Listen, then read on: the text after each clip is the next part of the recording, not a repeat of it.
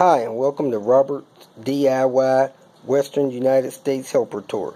My goal is to help people on the western half of the United States.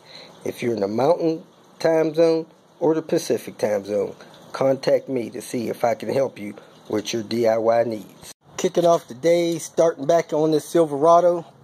The only thing I believe I have left to do on day 3 of working on this truck is the thermostat. So I'm going to change the thermostat real quick, and she's going to be off to get her emissions check.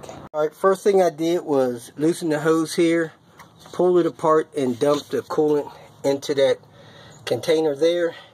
Now I release this hose here, lift the clamp up. I'm going to pull it off of the thermostat housing, which is there, and I move this valve out of the way a little bit so I don't damage that. Next, I'm going to get those 2 bolts there, and that will lift the thermostat housing up and off of the engine. The first 2 bolts pulled off the little wire harnesses. Are probably ground wires. And then the next shot were the lugs that went down in through the thermostat housing. I got 2 of those.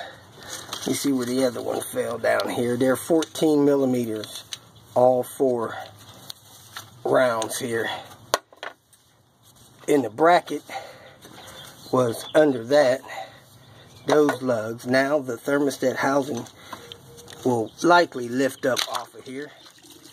There it is with the thermostat, and I'm losing coolant, so lost probably about a quart of coolant. Let me get this replacement put on there and rinse this stuff down. When I have the housing up, it has a different gasket on there. It has a kind of almost like I have on my car. And what they gave us was the thermostat with no rubber gasket on there, and this larger gasket for the whole housing. So we're going to go with that, put this back together, and leak check it, make sure it's okay. So I set the replacement thermostat in there. I'm going to set the gasket on there. I'm going to set the housing on there.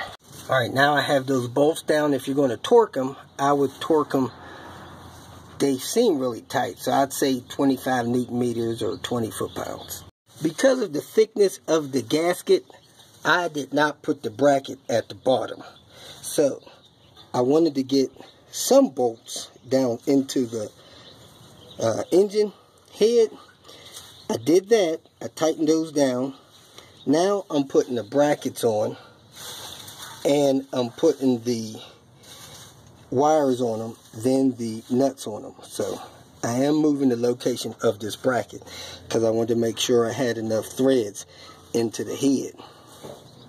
Alright, if you have coolant in the engine like I do, it'd be good to sop that up and then hose down what you can't absorb with a rag. And then you're ready to go. I put the valve back in its clip. I got the hose clamp on, and I need to tighten up this hose on this side. I topped up the fluid, and we're good to go. We're all done with the thermostat. If you have any questions, let me know. I went and washed and waxed Mom's car. I take that back. I just washed it and dried it. And I just washed and dried mine.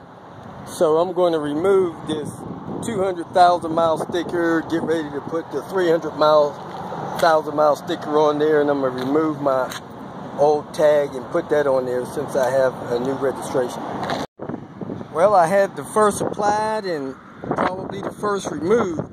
I started getting the sticker off with this razor blade, and man, it just started peeling right off. So it's good that I stuck it to the windshield, but really it hadn't been on that long to harden that much. So I'm gonna put my to the moon sticker over there and my 300,000 mile over here. Headed to the junkyard. Looks like somebody had a fender bender, or maybe it's a crash bang. Can't tell, but I'm gonna have to get over in this next lane. About to take these cams out of this 93's head, and look how clogged up that PCV was. Not sure if you can see it, but it's pretty clogged up. Also looked like it had a pretty bad cam leak down here, probably because the seal on the intake side is pushed out. Heck, on the exhaust side is pushed out too. So gotta make sure you keep your PCV serviced. Alright, we're gonna chalk this up for a blown head gasket with fluid mix, because that's how it looks when your oil and coolant mix. If you feel that this information was useful, please like it and share it with your social media friends. You can subscribe to my channel so that you will get notifications of future videos that I post. You can follow me on Twitter, and if you need to contact me directly, please visit my website. And if you have any questions, leave them below, and someone or myself will reply to them. Again, thank you very much for watching.